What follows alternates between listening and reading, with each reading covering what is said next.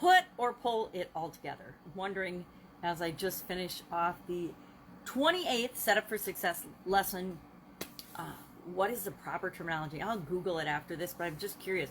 Is it putting it all together or pulling it all together? And I guess they sort of mean the same thing, put or pull. You're putting the pieces in place. You're pulling pieces from other places and putting them all together. So you're pulling and putting. I don't know. I just finished that and I'm like, I don't even know what the proper expression is, but I say, let's put it all together, or let's pull it all together. I guess I use them interchangeably. Wondering what is your preferred terminology. So putting it all together was just summarizing the process of dealing with changes and challenges and either becoming the example or the warning. Learning the lesson that is shown by the things that we experience, or missing the opportunity to learn that lesson. And guess what? If we miss the opportunity to learn that lesson, chances are a similar lesson will be shown to us until we get it. I didn't used to believe that. I didn't really necessarily notice it until I looked back at my life and I saw patterns and loops of experiences happening over and over and over again. And it would be like to show me something that I needed to see, or a lesson I needed to learn. And I kept repeating that mistake until I finally learned the lesson that was being shown to me. And I think we all have experiences like that. And if we actually were to look back and say, oh my gosh, this is the 12th relationship I've had that's followed the exact same pattern, or this is the 3rd job I've had that I've picked that is wrong for me, and that's why this happens, and it happens the same way over and over again in my life until I see that I am actually creating and generating that same pattern. And if it's a pattern that's for my benefit, great, I'm going to keep doing it. If it's one that doesn't really serve me well, I'm going to keep getting that same lesson until I learn and I do something differently. It's kind of like the definition of insanity. You keep doing the same things expecting different results. Guess what? In certain areas of my life, I keep doing the same things expecting different results because I haven't learned the lesson I need to learn yet to move on and grow from that particular situation. And as soon as I think I've got one done, guess what? 10 more pop up, because that's the nature of our human experience. That's the nature of our lives, and what we're here to do is figure out ourselves, right? We're not here to figure out anybody else. We're not here to fix the rest of the world or fix everyone else. We're here to be the best version of ourselves and fix ourselves, and by doing that, set the example for other people and giving them permission to do the same thing as well, to be the best version of themselves. So Set Up for Success, 28th lesson today. I wanted to do something in between 30-day challenges. Since the COVID-19 pandemic started, I've been doing 30-day get up and go challenge, just to help people understand that there's a framework for dealing with any challenge, any change that comes our way, and we can install it in our subconscious to guarantee we get better results after that change or challenge than before we actually experience that change or challenge. It works each and every time. And so I want to make sure that, since I've took me a long time to figure that out, that other people have that, and they have that as a tool to make sure that they always get the results they want as well. So I teach it in a framework called the SOAP framework, which seems pretty appropriate given COVID-19 is all about sanitation, cleanliness, safety, making sure we take care of ourselves and those around us, those we love and care about, or strangers, because we should care about strangers too. Human beings all deserve our dignity and respect, and to be treated like we want to be treated. So if we want ourselves to be safe and secure, we want that for everyone else as well. Today, dead as a doornail was our idiom for supersize your business. And dead as a doornail, I grew up with a door knocker in my childhood home. We had a knocker on our door. Most doors nowadays, I don't think that many doors have knockers. I think people have doorbells. They have vision systems now that can see who's at the door, and if somebody, motion detectors, so if somebody, even if the wind or a leaf blows by your door, you get a signal to your cell phone. My sister's got that. I don't know. She's got a barking dog. That would drive me insane. Every time a package is delivered, or somebody comes to the door, or somebody or anything, you get this barking, and then it pops up on your phone, a screen where you can see actually a video of your front door and what's going on. So even if you're on vacation, you can see who's at your front door. Little interesting, but nothing I'm interested in for my life right now. I like that surprise of opening the door and saying, hey, who's there? but whatever, to each his own. So dead as a doornail. The doornail used to be the back plate behind the door knocker. And since the 1300s, people have used that expression, which I find fascinating that it's been around that long. Even though we've seen it in famous literature. Charles Dickens used it, William Shakespeare used it in the 1500s, Charles Dickens in A Christmas Carol, of course, when Marley appears in the door knocker, and in the doornail, because Marley was, of course, described as dead as a doornail. He was surely dead, yet his ghost appeared to Ebenezer Scrooge, so he could have the lessons he needed to learn, right? Can learn the lessons or not, or we'll keep going through the same experiences. Fun challenge today was about lending a hand, doing something for someone else, because not only is it fun, but it makes you feel good too. It's a win-win situation when we help other people or lend a hand in any way, shape, or form we can. And why not find fun ways to do that? They recommended that you lend a hand at an animal shelter, but sometimes that may or may not be possible, especially right now during COVID-19.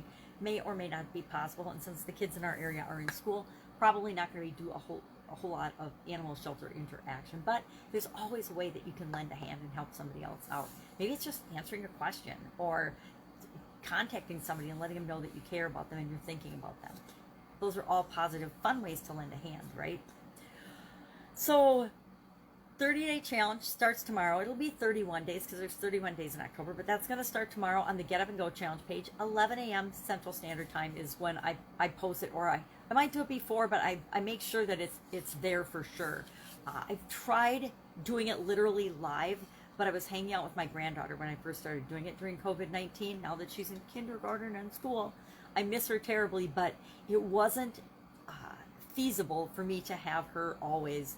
I did a couple of live challenges with her, but as amazing as she is, sometimes she wants grandma's attention and she doesn't want me talking and exchanging and having conversations online that could go way long, depending on what the topic was and what we were talking about. So I've set it up that I record it in the morning and then I release it for sure by 11 a.m. I think maybe once ever I was like 10 minutes late because I was up at the cabin and was having technological challenges, which happens. But for the most part, 11 a.m. I got to think about if I'm going to commit to the 10-minute thing. So far, I've tried to commit to keeping the lessons each day 10 minutes or less, and then you have an activity that might take you, 20 minutes or something, or less, or more, depending on what you want to do with it. It's up to you. But I have to decide.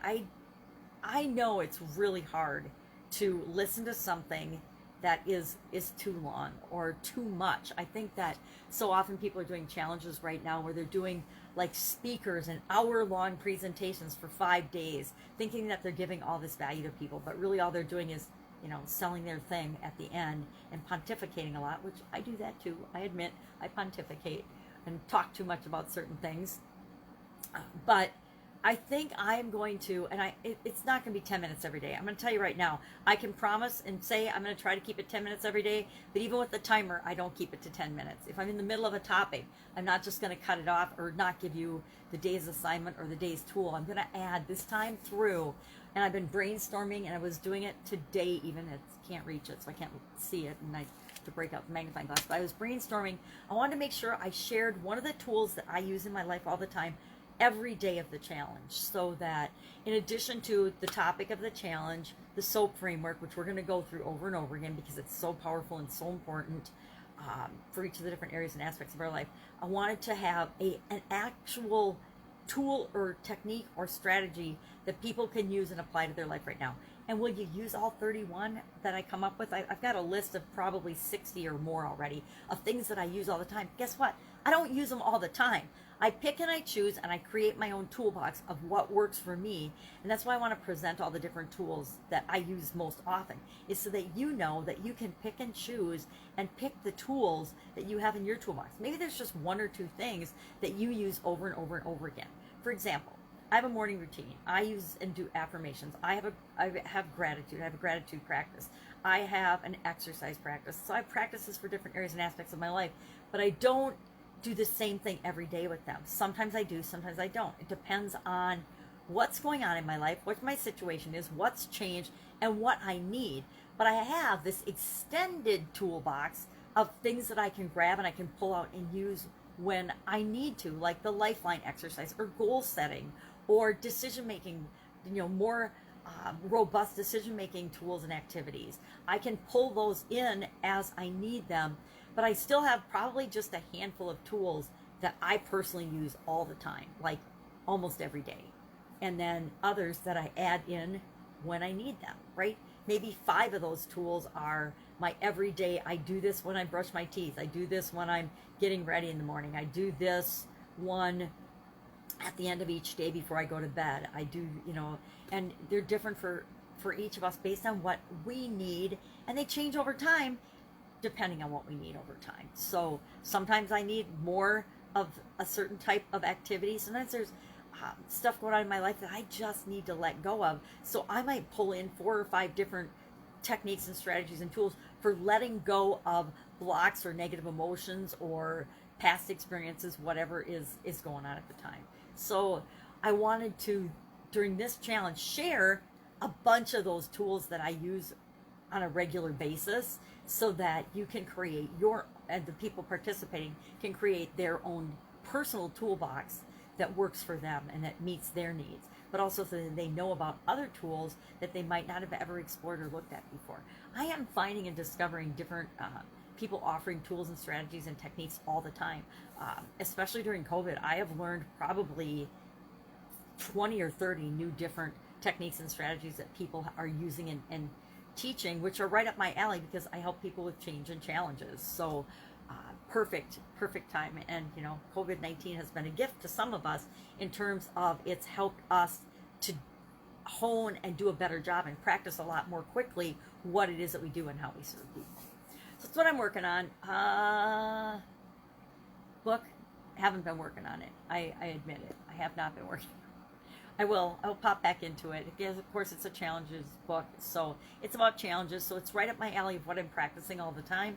But I'm a little stuck on what stories to include and what not to include. What's pertinent and what's not. What's important to you and what's just stories, that aren't that important. So I'm playing with the stories that I want to include in the book or not include in the book. And how to present them in a way that makes sense and helps to move the subject forward, isn't just telling a story for telling a story's sake. So often now we just tell stories, and I'm guilty of that too. I think of in the daily idiom, I think of the idiom, and then I think of stories and experiences I've had with that idiom, and I share those, and I forget to wonder and ask myself sometimes, is that story going to help people to understand this idiom better? If it is, share it. If it's not, don't bother to share it, right? All right, that's it. If I can help you in any way, ask in the comments below. Otherwise, I will be with you tomorrow to let you know what I'm doing as I transition from the brick and mortar world to the online world in this daily little business journey journal like this. All right, have an awesome day.